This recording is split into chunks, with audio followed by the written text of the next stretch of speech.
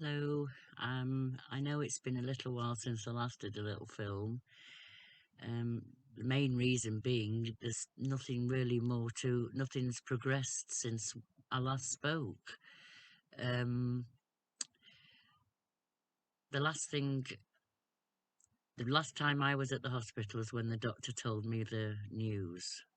They told me at the hospital that there would be a meeting the next day with all the different specialists that seen me, to discuss where they go from there, what's the next procedures, and all the possible treatments or things that they can do. And then I thought I was going to get called in sometime this last week to go and talk to this doctor that's supposedly going to give me all the options. But I suppose, thinking about it, they can't give me any options until they fully know what it is, where it's coming from, and what it's caused by.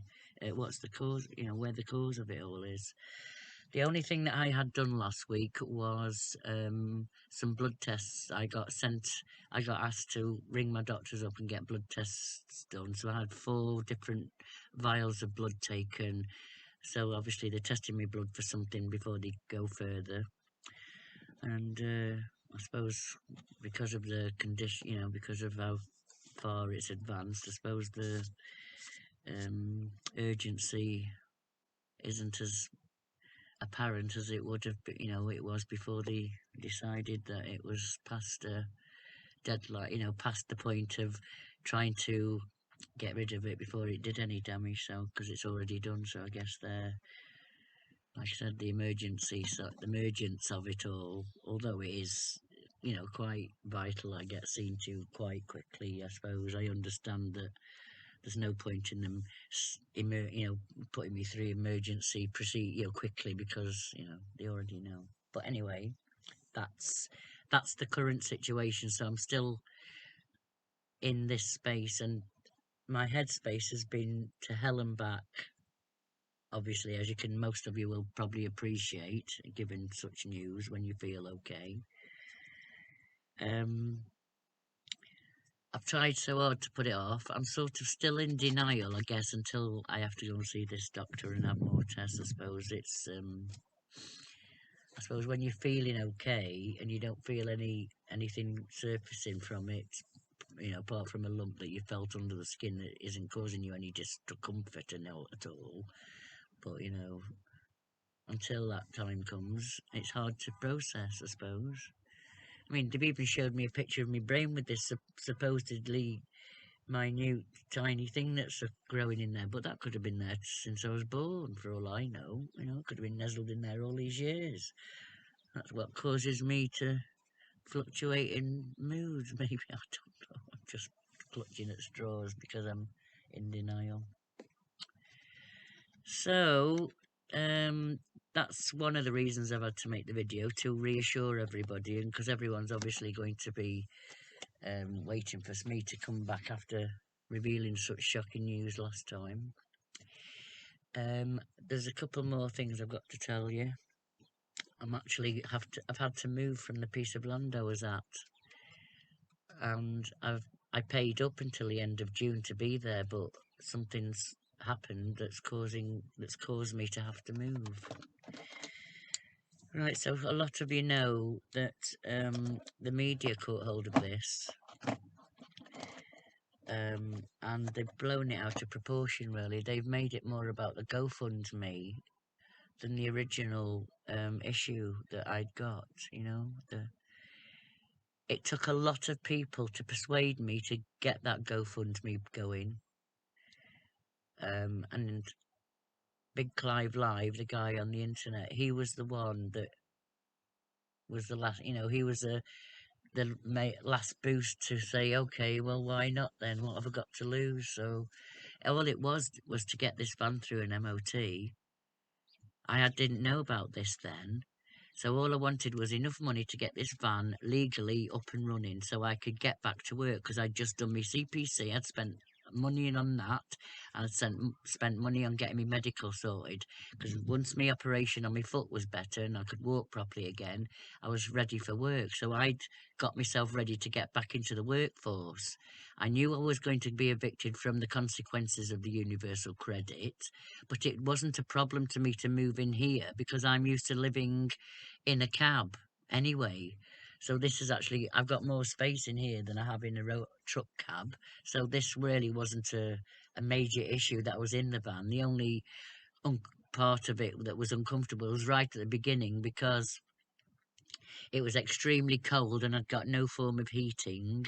And also, the van was literally thrown together in an afternoon, because I just used this van to move all my stuff from the house. So I'd got nowhere to sleep that night. So I literally had to throw all this in one afternoon. So I got somewhere to be, and the hens had got somewhere to be, and the quails had got somewhere to be. So it was a quick put me up in a van, not a camper. So it wasn't like, but I was prepared to, do the work, go to work, and get some money and get myself back on going again. So it was never about anything else apart from that. And then when the paper got hold of me because Clive had broadcast it on the internet, obviously it made the GoFundMe go massive, because he's got loads of followers. So it went crazy, way over the original goal. And the papers got hold of it, and they've started focusing on my situation. And in that meantime, this lump's come along, and I've found out and the papers are coming on that. So they're sort of focusing more on the fact that I'm asking for money because I'm ill and I want to see my kids, and that has never been what it's about.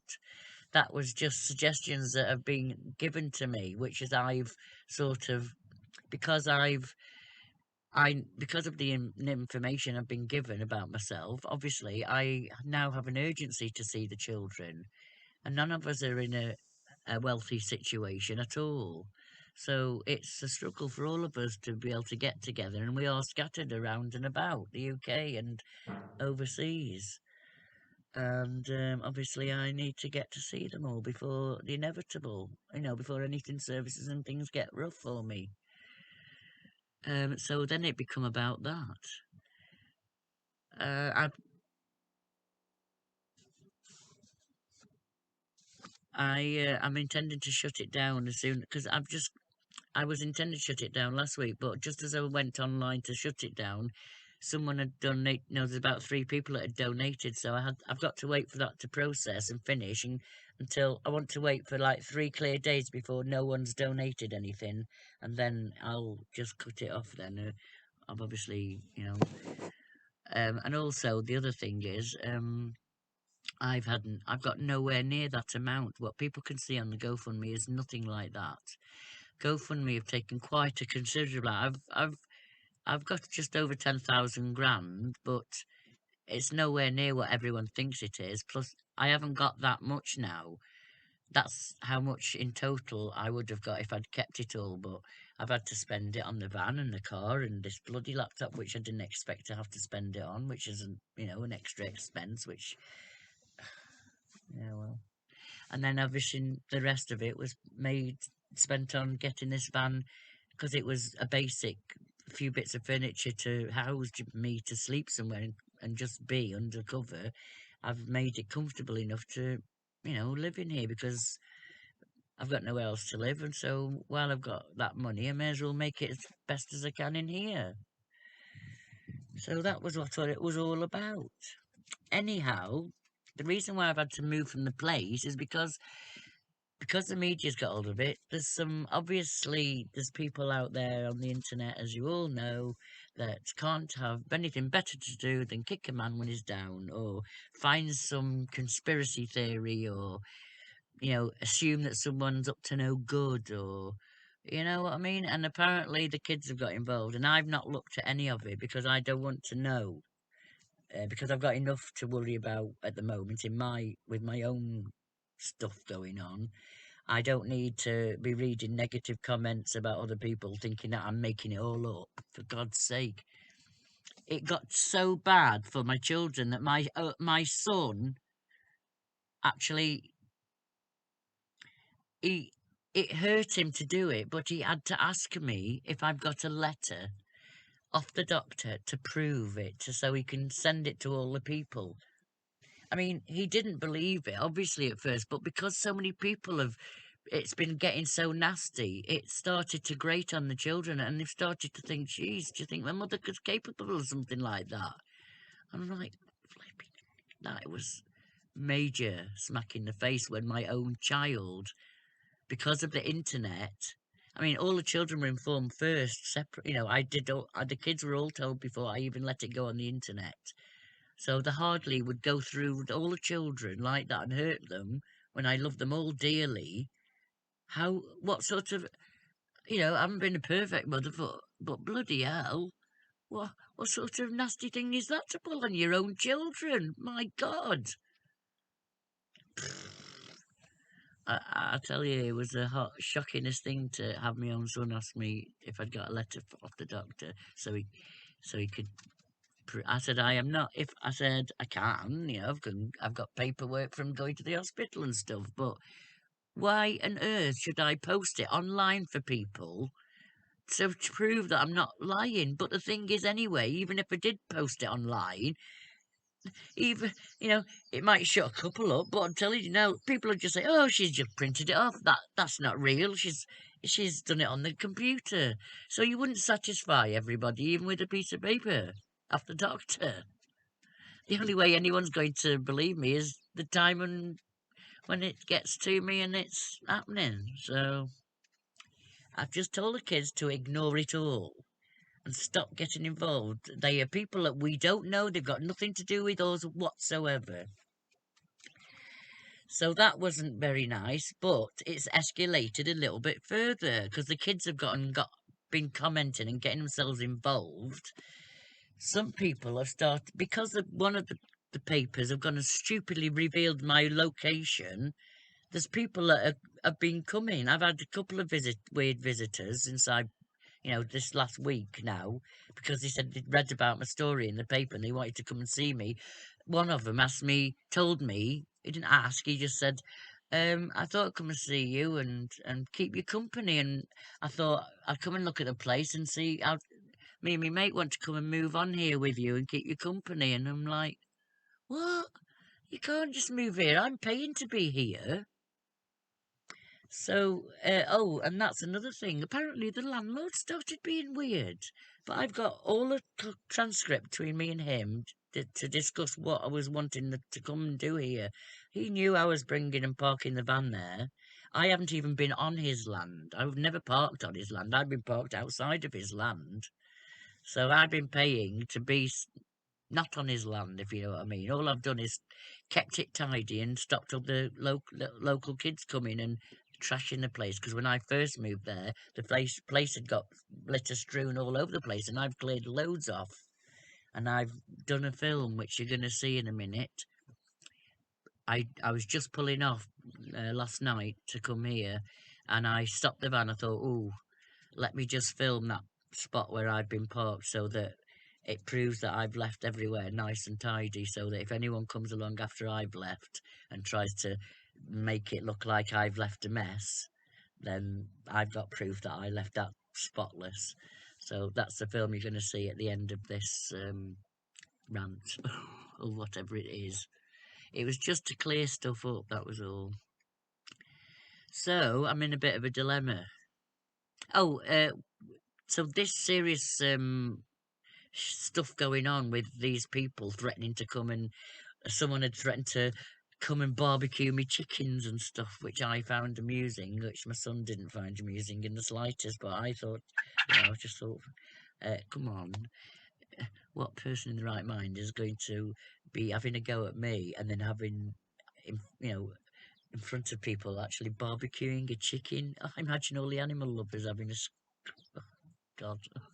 No, people wouldn't do that. I mean, people say some stupid things, but yeah, well. So this prompted my daughter, my eldest daughter, to drive all the way from Oxford yesterday just to make sure I moved from this place because she was actually fearing for my life or welfare anyway. I was in a lonely spot, so I could have got killed and no one had known about it, to be fair.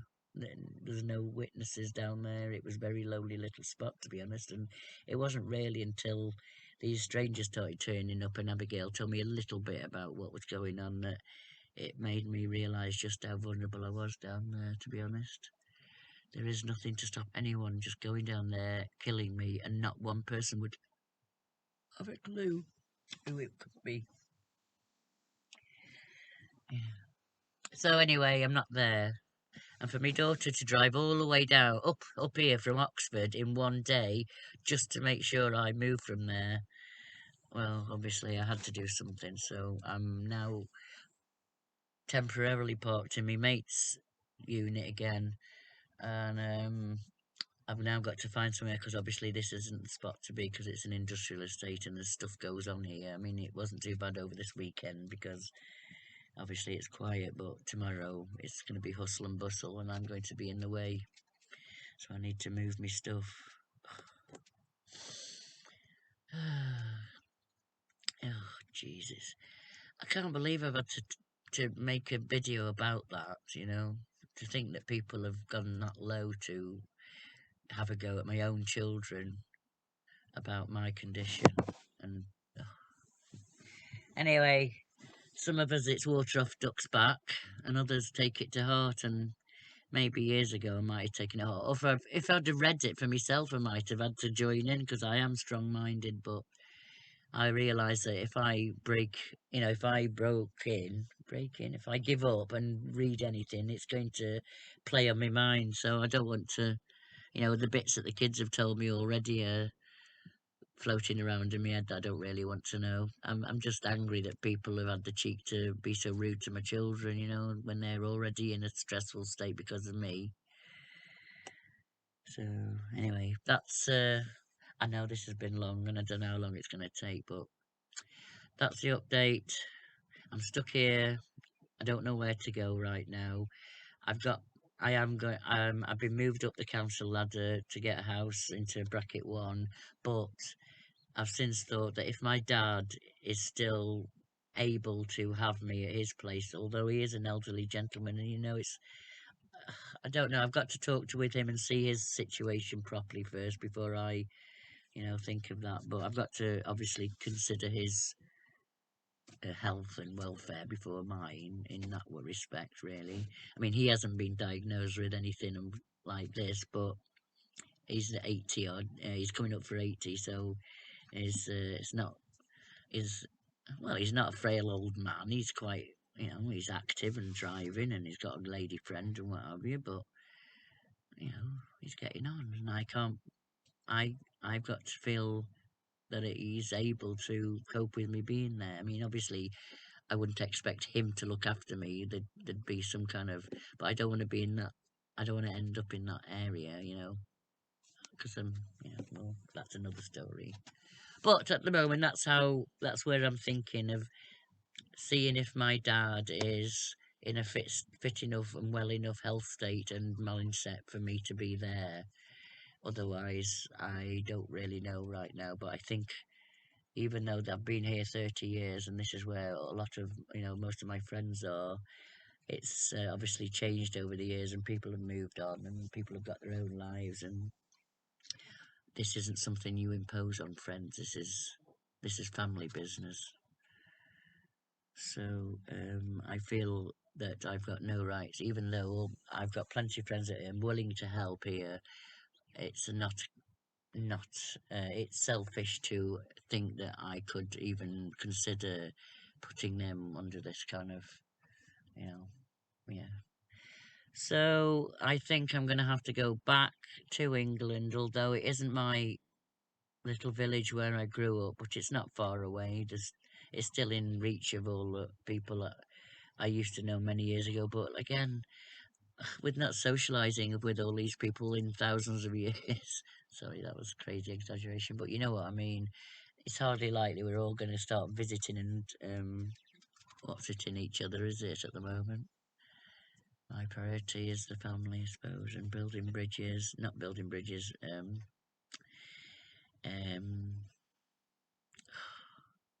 not holding any grudges. There has been the odd family disagreement with siblings, and so all that needs to be cleared up. And so I think family's the time now for me. Got to realise that it's time to move from my lovely Wales that I've loved all these years, and all the people that I love that live here.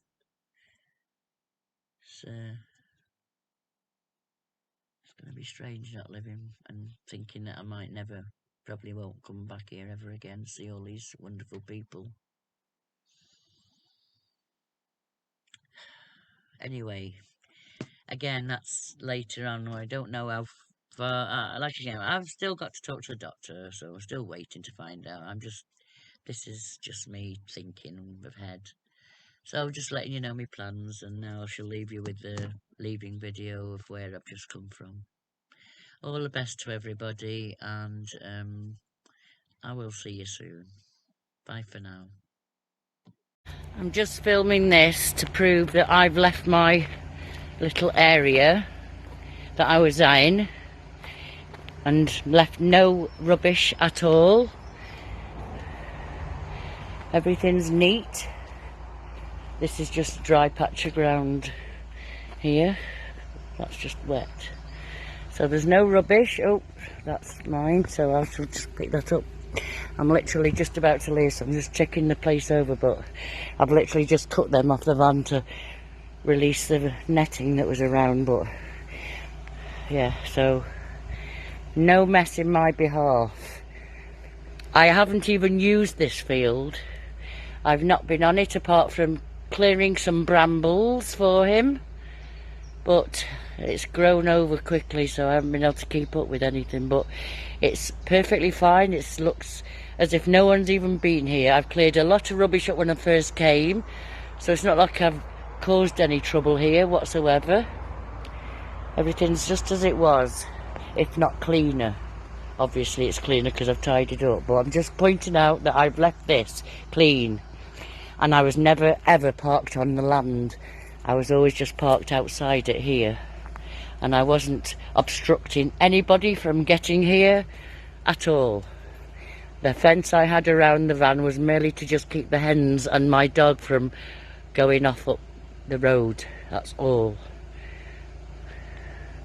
Anyway, just to prove that I left this place tidy, so if anyone comes to this piece of land before, you know, now I'm gone and causes any filth and dirt, it's got nothing to do with me. So anyway, I'm off.